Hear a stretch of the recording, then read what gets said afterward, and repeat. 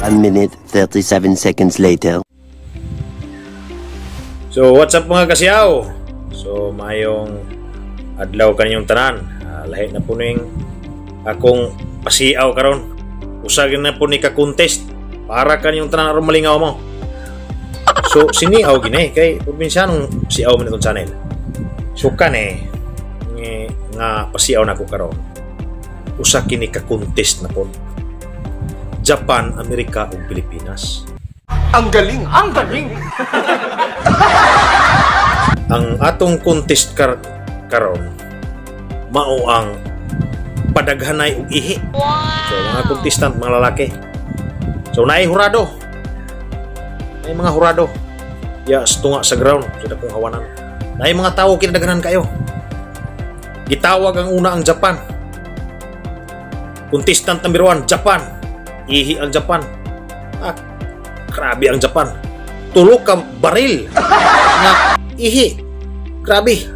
Kinadaghanan kayo. Palakpak ang tawag. Daog na ng Japan ana. Hindi totoo yan. Tulo ka baril. Mga baril ko diya. Ang ipang talay. May mo isukdan.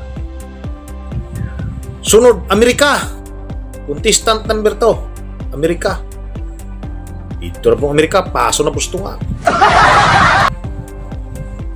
Tulo ka baril nga ihi. Utsu naman eh! Ngayon nagito nga tawag, daog na gini. Kaning Amerika mo'y mudaog gina ni. Wa na'y dagan ng Pilipinas ani. Grabing palakpak ang mga tawag yun. Tindog mo tao. Kinadaganan king palakpak. Di, ang Philippines di magina.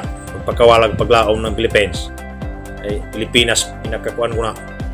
Pinakakuan ko ng Pilipinas. Pinakagahi po. Tawag na. Atong last ka contestant, Philippines. Relax kay Philippines dito. Paso.